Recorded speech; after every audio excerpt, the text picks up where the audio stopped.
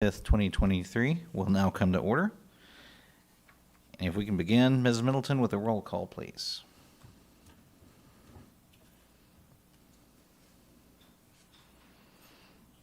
Chairperson Tuggle, Yes. Vice Chairperson Howe, Yes. Commission Member Cornelius, Commission Member Williams, Here. Commission Member Witt. Here. And we said yes, but we are here, apparently. And if I trust we've all had a chance to review the minutes from the last meeting from March the 6th. And I will entertain a motion to approve the minutes as provided. Make a motion to approve. Second. Okay, Ms. Middleton, we have a motion from Vice Chairperson Howell and a second from Committee Member Witt. Commission Member Witt. Can I get a roll call, please? Vice Chairperson Howe, Yes. Commission Member Williams, Yes. Commission Member Witt, Yes. Chairperson Tuggle. Yes. Okay, there is no old business, so we will move directly into the new business. And the first item, A, is the request of Rocky Chambers to have the property located at 1514 Waterhouse Street, tax map ID number 169NF017, rezoned from R1 Residential District to RT1 Residential Townhouse District. Mr. Howell?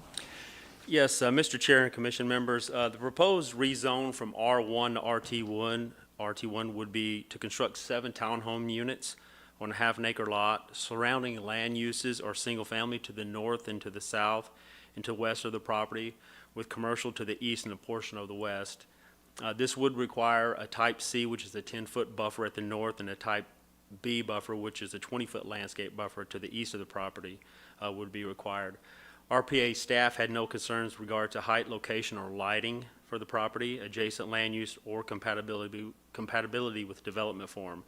The adjacent residential density is 4.2 dwelling units per acre, where the proposed units would increase to 14 dwelling units per acre. Okay, thank you. And before we, actually, is the applicant present? Would you like to speak on behalf of the request?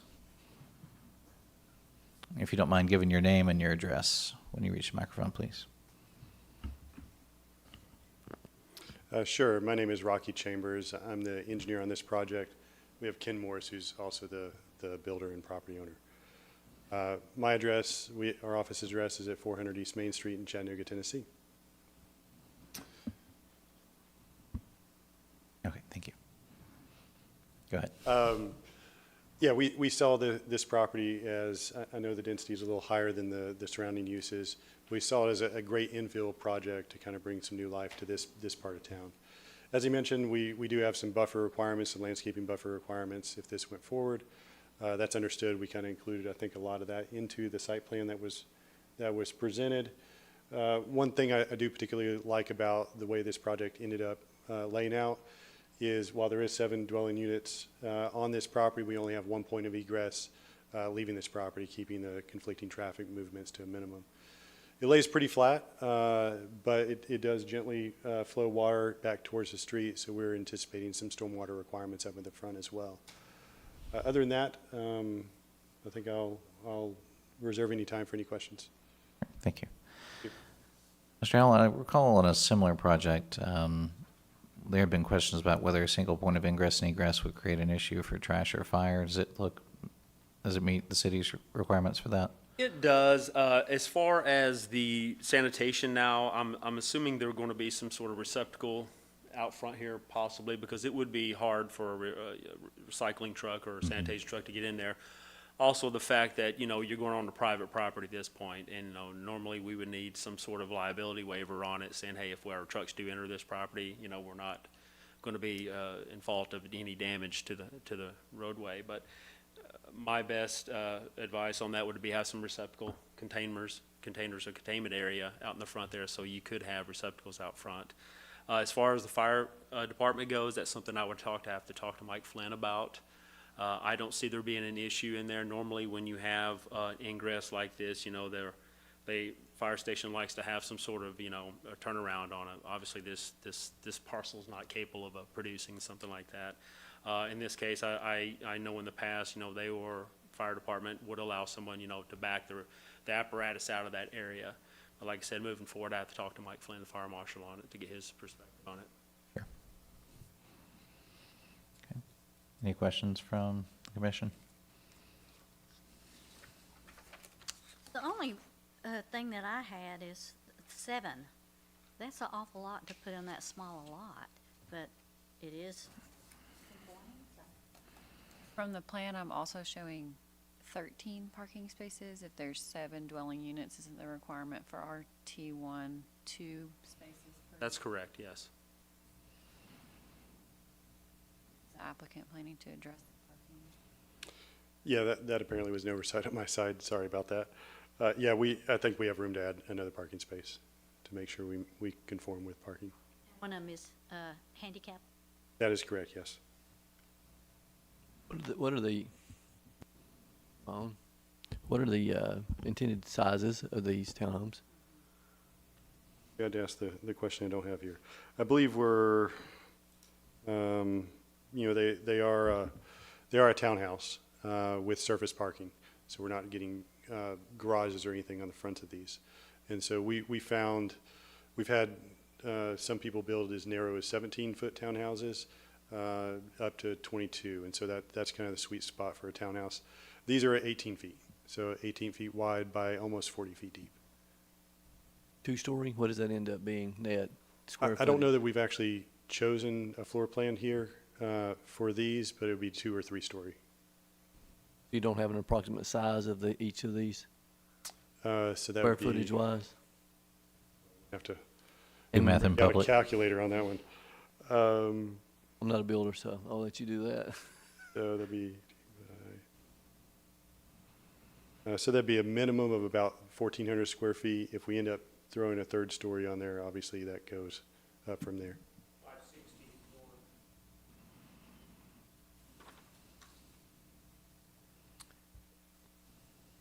And what do you anticipate the value of these being?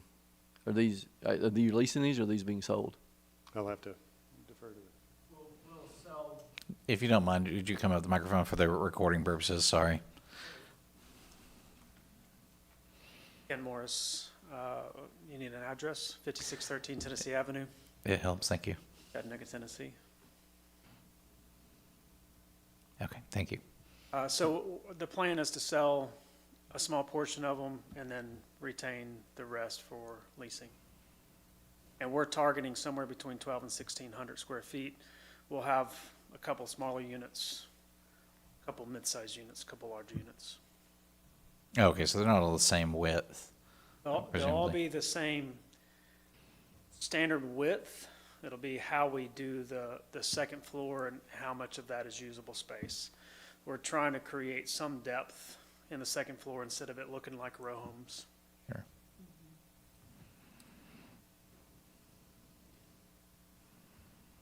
And so I'm looking at the plan. It's a small lot. I drove over and looked. So as you drive onto Waterhouse, will the front of the townhomes be facing the parking? You'll turn into the parking, and then from the top floor of your townhome, you may be able to see Ringgold Road, or will be facing the back? Or am I reading the plans incorrectly? Totally, I which think is also fine. The intent was for the front of the house to be facing the parking area, if that's what you're asking. Okay, yeah. And so when you turn in from Waterhouse from Ringgold Road, you will turn left into the parking. Right, so this is Waterhouse, the bottom of the page, yeah. I went by as well. That is in one of the lower areas. I don't think that's a floodway, but I think it's in the 500 It's in the year. 500, which we don't have any regulations on the 500, only Okay. the 100. So the retention, everything wouldn't be regulated in that area.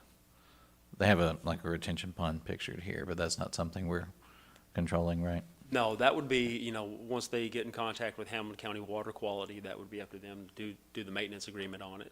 Sure. Yeah. Any other questions from the commission? So you don't have any renderings of what you envision this to, appearance of it to looking like? Not yet, okay. Okay. Is there any consideration of reducing this from 7 down?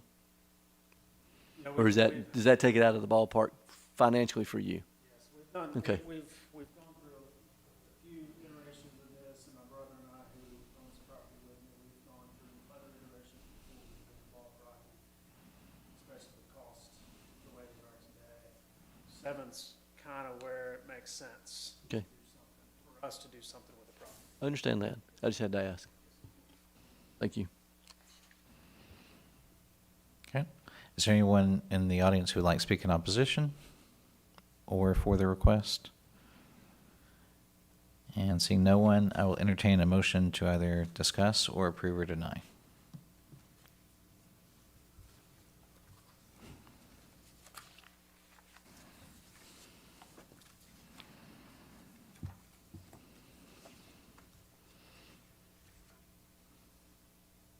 I make a motion to discuss. I'm curious as to if we approve the rezoning, does that approve the building of the complex to 7? Or is that something that we come back and do later? So in other words, would we be approving the rough site plan, or is this Haven't just? been able to see. I think this just gives us the density change, and the site plan is still completely open to interpretation, right? That is correct, yes. So imagine a black square. And did staff have a recommendation on this project? This was a kind of a difficult one because you are increasing the density in that area. Obviously, Waterhouse, it needs some love, if I can use that Sure. word, you know. At one point, this was a dilapidated structure on this property. The city had it demolished years ago, and now, fast forward, here we are to a vacant lot that, you know, as it sits right now, I know 7 seems incredibly high number. You could take that lot, split it into 2 single-family, do a flag lot on it, and still have 2 dwellings on there, you know. At this point, I think it would be a boost for that area, so staff would recommend approval for it. I'm still open to entertaining a motion to approve or deny, or amend.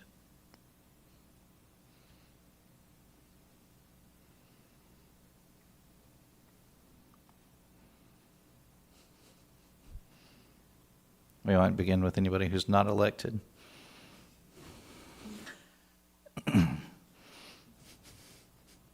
I would make a motion to approve. Okay, we have a motion to approve from Vice Chairperson Howe. Do I have a second?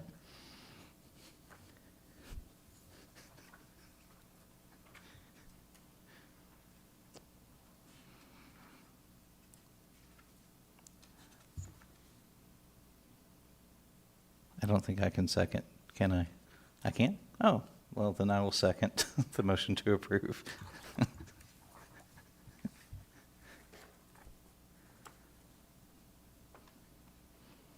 Okay, Ms. Middleton, can I get a roll call, please?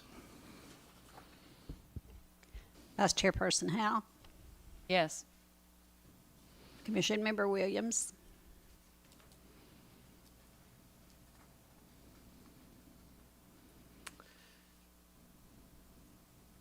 I'm struggling with the size, I'll just be honest with you. I'm going to pass. I'm going to vote no until you come back and show me a little bit more of what you're going to be building. No. it is no. Okay, I would vote yes, but I don't think we have enough to carry, so I think we'll have to revisit this when we have more of a site plan, and maybe we can make an amended approval with some contingencies on the type of units to be built. So, yes, if it matters. Okay. Sure, Yes. I think what we're looking for here is an approval for the rezoning. right. Once we know we can do something along these lines, then we come back with a design.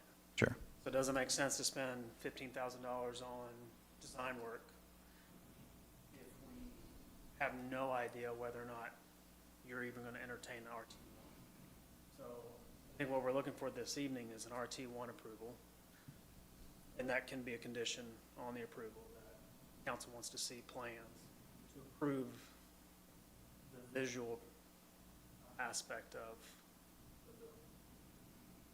If that makes sense. Yeah, I think that's not exactly what the issue is, because we can't approve a visual, but we can make an approval with restrictions that would make, I guess, would maintain the same kind of density that's planned. And I think the idea here is that an approval, remembering that I voted yes, then approval would mean that you could build essentially whatever you want as carte blanche to build within that restriction, which I know is not exactly true because there are economic limitations. And but I think the issue is that we are increasing density in a residential neighborhood between two single-family homes with essentially an unknown result. And typically, I do realize it's kind of out of order, typically there is more of a rendering that we see in the first meetings. I know that sounds crazy, but it doesn't have to be a beautiful 3D rendered that's fully furnished. I think they need something where the dissenters could say, yes, let's make an amendment where this is the kind of density, or these are the number of units, or parking has been addressed, or dumpsters have been addressed, or something else where, Fire apparatus being addressed. sure, I'd where want- community. Definitely want the fire chief to sign off on it. Yeah, community feedback is obviously minimal tonight. That is not the case when it goes to the city council, and they will need more information from the applicants to have addressed that, and typically that's addressed in the planning commission. So that's what they're looking for. It's not a, obviously not a no. It's a, we're going to need to hear a little bit more before we pass that along. No, we did not carry. The motion did not carry. We did get a yes, an abstain, Well, I and a no. didn't abstain, I Oh, passed. A passed, I'm sorry, and a no. So she's got a no, and then unfortunately, I'm going to say no as well, so, Okay. yeah, because it was a pass, so. Right, I was gonna mention. Oh, I'm that, sorry, that you we- passed, right. Aye. I should have come back to you. Okay, So it's a tie. right. which Just is too a many no. unknowns right now. It's not a yes. Okay, so the motion did not carry. So that is the end of that portion, and we have a second item of new business, and they will contact you to give you advice on how to continue. I know that's kind of an open-ended way All right. in this meeting, but the city will work with you to address those concerns and bring it back in a way that we can make a better motion on it. Appreciate the improvement. Yes. The intention is just, there's just some concerns with that density and that single access. Yeah, So this- we can work through some of that, I think. Yeah, it's not a no against increasing density, it's not a no against progress, it's a no against not knowing what you're that too. doing. Yeah.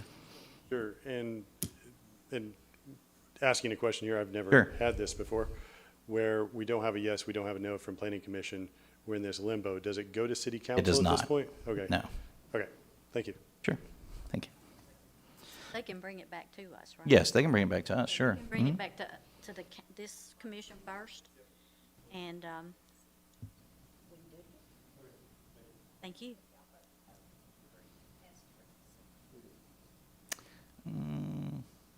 Yeah, I think we'll let the city. Vote no, he can appeal it.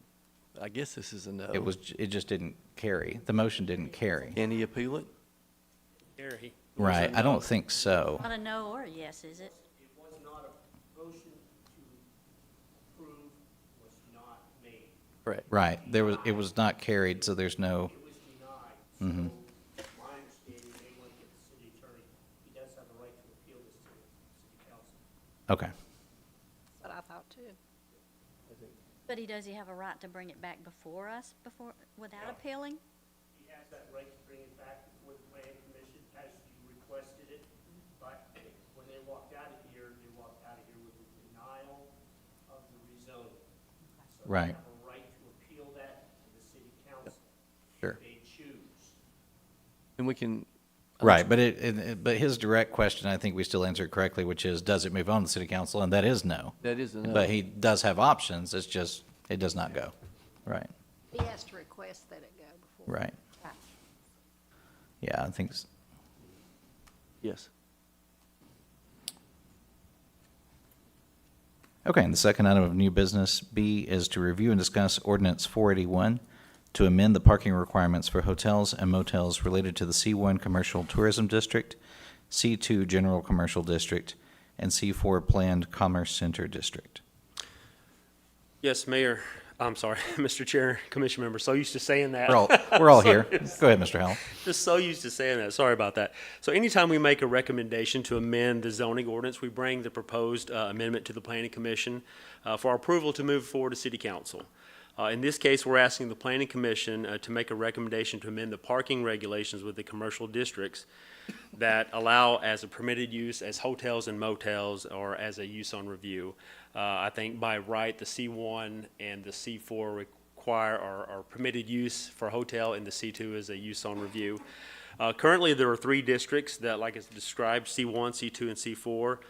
Both the C1 and the C2 require 1.25 parking spaces per unit. The C4 requires 1.5 parking spaces for each room or unit.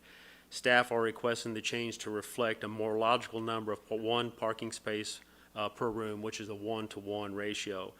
East Ridge currently has the highest parking requirements within Hamilton County. With that high parking ratio leads to variances, which the last 4 hotels came in, they've requested parking variance for each and every one of those. So we're requesting that to go to more of the 1-to-1 ratio instead of the 1.25 and the 1.5. The 1.5 in the C4, that really allows for, when you look at your hotel motels, especially for limited service hotel motels, those are only occupied from like, your 10 o'clock, your high occupancies from 10 at night till like maybe 4 in the morning. June, July, and August are really hot times for your limited services. Whereas the C4 requiring 1.5, which would be strictly for hotels only, that's more, and why that number was ever reflected on that, I have no idea. But you're looking at more of the full-service luxury type requirements there for that hotel, which would be, meeting rooms, restaurants, things of that nature in it, lounges, that would be more reflective of that C4 and that 1.5. But, as you have builders come into the city, they reflect the parking requirements. They know what they need. Obviously, when they see ours for limited service gas hotels, 1.25 is extraordinarily high. For every 4 rooms you're adding 1 additional parking space, basically. So we're looking for that 1-to-1. Sure. I do think most of them have been a variance that I've seen lately, so. All 4 of them that I've done, yes, every one of them has requested a Southern variance. Honda parking had a variance. parking variance, yeah. Okay. All right, and there is nobody, this is a staff requirement, so there's no need to have a discussion from the audience unless there's somebody who wants to speak in opposition. And there being none, is there any discussion from the commission? So to confirm, so C4 allows for restaurant, retail, and potentially condos upstairs. That doesn't change residential parking. It would just change if it was hotel, motel, retail, and restaurant, correct? That's correct. It Okay. only changes for the hotel side, yeah, not for the apartment side. Okay. Or not even for the restaurants? That The depends. hotels, right? Right, well, depending on if they came in, let's say if they came in with a 4-star restaurant, 4-star hotel, they would calculate their own parking requirements for that. I mean, we would be setting a base at 1-to-1. Obviously, if you had, your meeting rooms, lounges, restaurant, it's going to be a higher parking requirement, and they would, accommodate for that. But we'd start out at 1-to-1, and whatever they would need, they absolutely could go higher.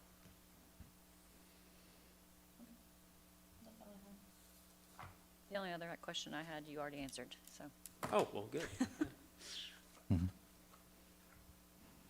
right, there being no further discussion, I'll entertain a motion. I make a motion to approve? Second.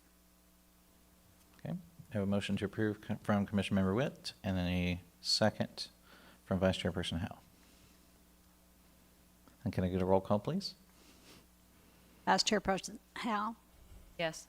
Commission Member Williams, Yes. Commission Member Witt, Yes. Chairperson Tuggle. Yes. Okay, that is the conclusion of the new business, and this meeting is adjourned.